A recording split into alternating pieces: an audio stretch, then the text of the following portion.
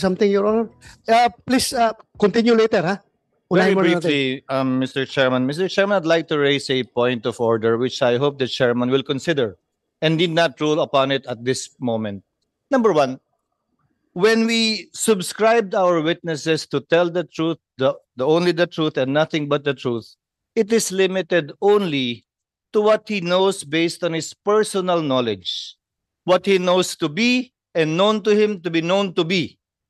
Hindi naman po pwede po yung testigo magsasalita dito, susumpaan, na sinabi ni ganito, sinabi ni ganyan, sinabi ni ganito. Kaya po ngayon, Chairman, nahihirapan, imbitahin ba natin si Pangulong Marcos, imbitahin ba natin si dating Pangulong Duterte dahil binanggit ng ating testigo? Hindi po pwedeng ganon. Limitado lamang ang dapat sabihin ng mga testigo sa nalalaman niya ng personal. Linawin natin ito kasi maraming nagalit dito kay Chis Escudero nung sinabi to. Pero may punto naman po siya. Kasi ganyan ho ang investigasyon. Hindi maaaring meron kang narinig, yung narinig mo na yon sa isang tao, ikaw iimbitahan mo yung sinabi ng isang tao. Kasi ang sinasabi ni Morales, ito ay nakuha lang namin through a confidential source na hindi niya pinangalanan, at tama rin naman yun, hindi naman niya pwedeng pangalanan, tapos ipatatawag mo na yung binanggit ng tao na yon. Tandaan niyo si Morales, pangatlo na ho siya. Okay? Yung una, yung main source, tapos yung nagsabi sa kanya, at yung unang-una, kung sino talaga yung taong naandun. Ang nangyayari, pinapatawag kagad natin yung pangalan na naandoon, even if meron pang pinagdaan ng ibang mga tao. No, kahit nga sabihin na natin, second ka na pangalawa ka na lang hindi ikaw mismo yung direktang sinabihan, ipatatawag na lang natin kaagad. May sabit ho doon. Kasi nanumpa ka doon sa naaayon sa nalalaman mo. Hindi ka manunumpa na naaayon sa nalalaman ng ibang tao. Importante ho kasi yun. If we want to correct this kind of perception pagdating mo sa Senado, kasi nangyayari, hearsay na. Hearsay na po yun. Diba? Mantakin mo, tanungin, may magkwento lang sa'yo. O sabi ni, kunwari, halimbawa sabi ni Boss Dada, uy, ikaw Coach Oli, sabi sa akin ni Boss Dada, alam mo ba si Coach Oli, meron siyang jowa na si Ivana. Sinabi lang ni Boss Dada ito nabanggit si Ivana doon. Ako naman, patawag nga yan si Ivana. Sandali, walang kinalaman yung ali doon Bakit siyang ipapatawag ko? Ilagay lang natin sa tama. Yun ang sinasabi natin dito. Diba? Mali naman po ata yun na dapat ang ipatawag natin kung sino yung nagsabi. Hindi pwede yung kung sino yung pinangalanan niya. Basta-basta lang. Na naranasan niya, nakausap niya, narinig niya. Ngayon, kung may sinabi man yung taong yun, yung tao yun ang nakakaalam kung totoo man yun o hindi.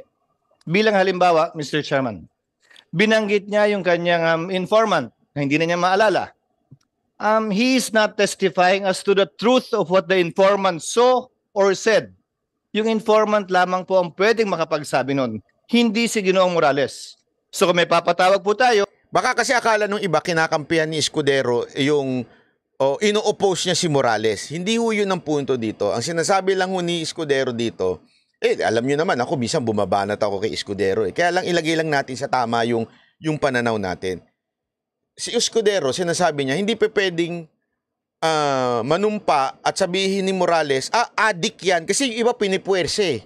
Diba? Adik yan si Marcos. Hindi pwede yun. Kasi siya, nakita lang naman niya.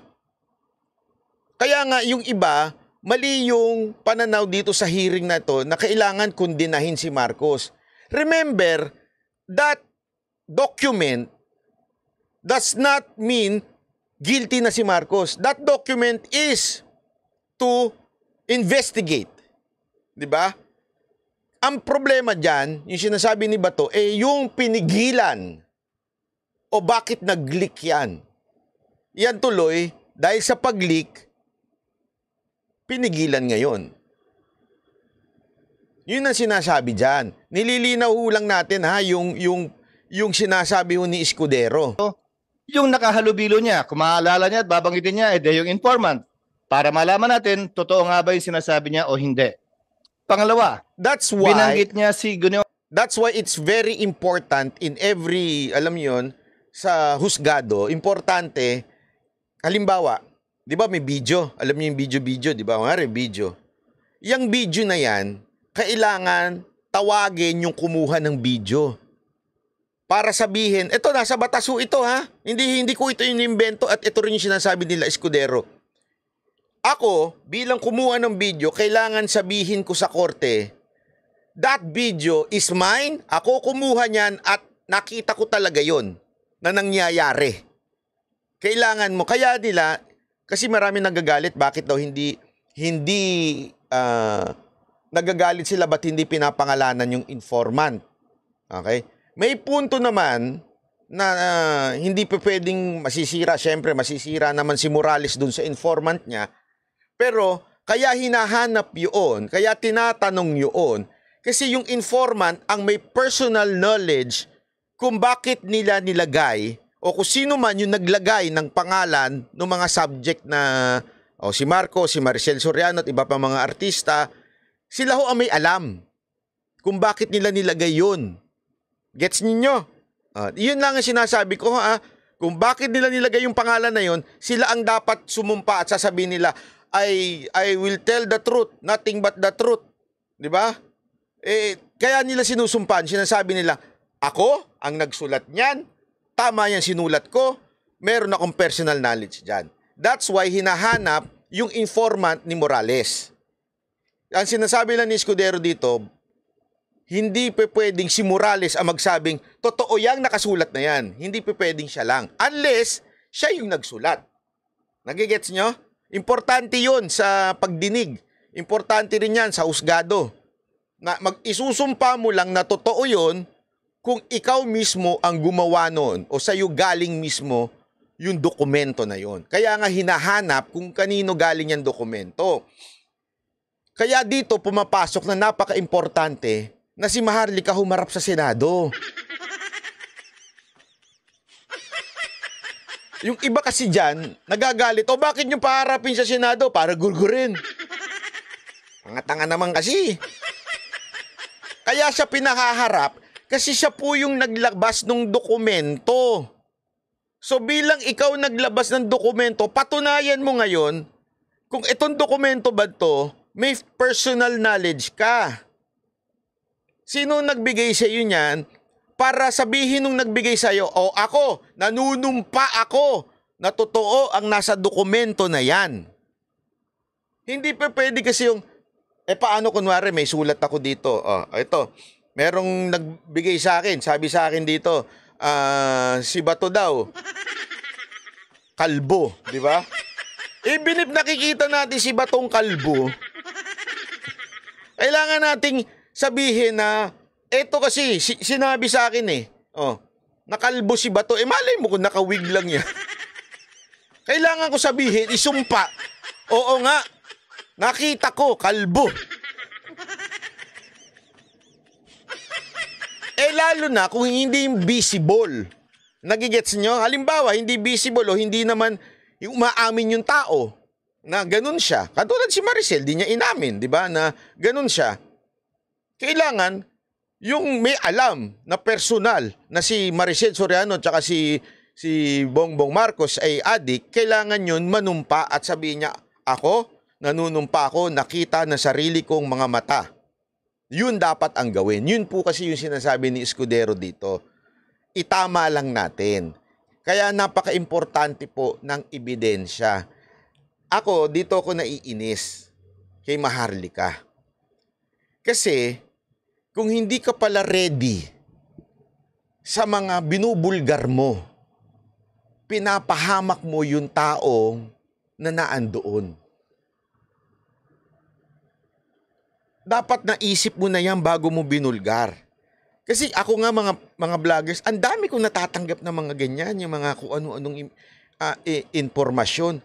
Pero pag tinanong ko sila, handa ka bang humarap sa camera at sabihin na, alam ko ito, nangyari ito. Kung hindi ka handang humarap, wag na lang. Kasi alam naman sabihin kung totoo yan, nang hindi ko naman nakita. Gets ninyo? Yun yung importante dun eh. May nagbigay lang, ang dami ho niyan. Yung magbibigay ng, ito, merong project dito na ninakaw ni ganito, ni ganito, ni ganito. Pag tinanong mo, may personal knowledge ka ba? Handa ka bang interviewin kita? Handa ka bang humarap sa camera? Tapos, gusto mong ako maglabas niyan? Ayaw mo palang humarap? Ayaw mong patunayan na totoo yan? Anong tawag mo sa akin? Tanga? Na maglalabas lang ng isang expose na hindi ko naman kayang panindigan dahil hindi ko naman nakita personal. Naintindihan nyo natin kung ano ang pinagkaiba ng chismis at yung meron kang ebidensya. Even if may nakikita ko, halimbawa, kasi ang daming ganyan yung mga project. Alam mo ba, Banat Bay, itong project ni ganito, ni Congressman ganito, ninakaw lang niya. Ito yung picture. Hindi ako nagpo-fall sa trap na ganyan. Ito yung picture, kita mo, Banat Bay, hindi tapos. Kung tanga akong vlogger at gullible ako na vlogger, ilalabas ko yun. For the views yun eh. Sasabihin ko, Congressman, ina mo. Congressman, ina mo. Tingnan mo ito. Hindi mo tinapos, ninakaw mo na. Yung pondo. Yari ka. May alam ka bang personal na talagang kinuha niya yung pera? Hindi, meron lang akong source na hindi ko i-reveal. Tapos, pag hinanap na yung source, manunumpa na siya na totoo yung sinabi niya at nakita niya na kinuha talaga nung congressman. Ayaw niya na. Alam niyo danger dyan? Every time na meron na lang kaaway yung kalaban, mag-feed sila ng kung ano-anong dokumento. Kaya nga pinapaliwanag ni Escudero dito na importante yung first-hand information. At yung first-hand information na yon, yung tao na nakakita ay dapat sumumpa. Naintindihan nyo? I am not against PDEA leaks. Ayan na nga, sinasabi na nga mismo ni Bato eh. Totoo yung dokumento. Ang punto lang dito, yung laman ng dokumento, totoo ba? Ang makakapagsabi lang ng totoo yung dokumento, yung sumulat doon ng pangalan ng mga tao na yun. Yung personalidad na yun. Siya dapat ang sumumpa dito at sabihin niya. That's why it is important for Maharlika to appear since sa kanya nagsimula yan. Urong sulong din eh. Wala din. Ano ending nito? Tanungin ko kayo, ano ending nito? Sinira lang si Bato.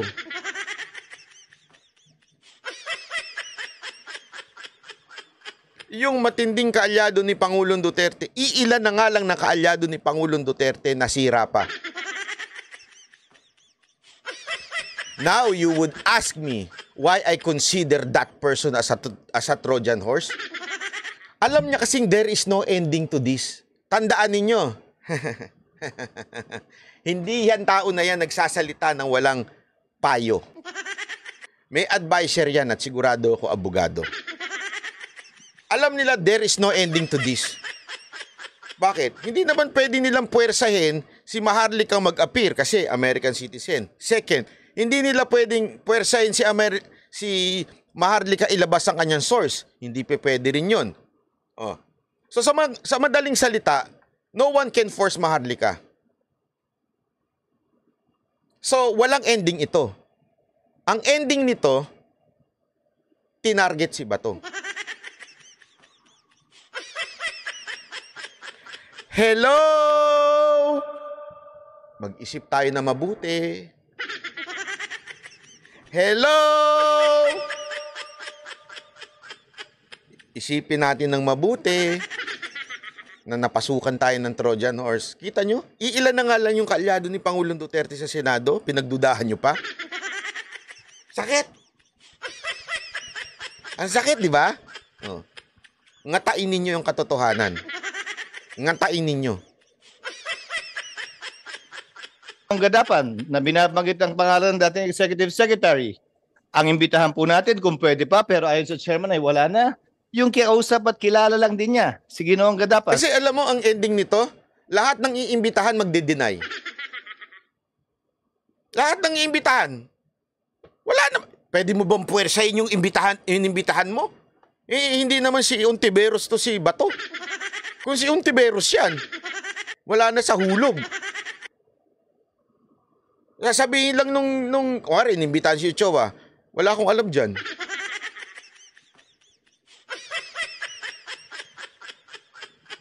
Sino ba nagsabing ako nandyan? Eh, yung source lang ni Morales. Asan yung source ni Morales? Alam mo, kung abogado ka, maiintindihan mo, trap ito eh. Maiintindihan mo na, sandali, mali ito ah. Mali itong ginagawa na to. Nahuhulog sa patibong to si Bato ah. Nakakawawa siya dito. Pero dahil nga, may bayag to si Bato. Eh, nung totoo, may bayag to si Bato eh. Matapang to eh. Papalag to. Tuloy niya. Di ba? Alam nyo, mga kababayan, napaka-importanting maunawaan po natin ito.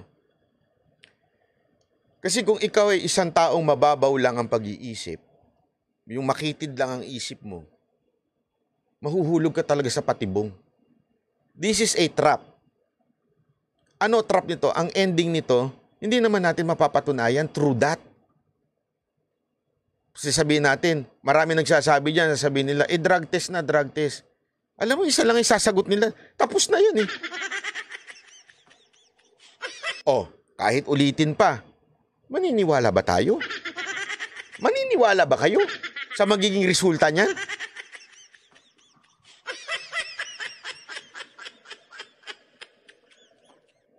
Yung mga taong nagtutulak nito, alam nila ang ending wala. Walang ending to. At yung mga taong nagtutulak nito, aside sa walang ending ito, alam nilang this will not be effective to bring down a president.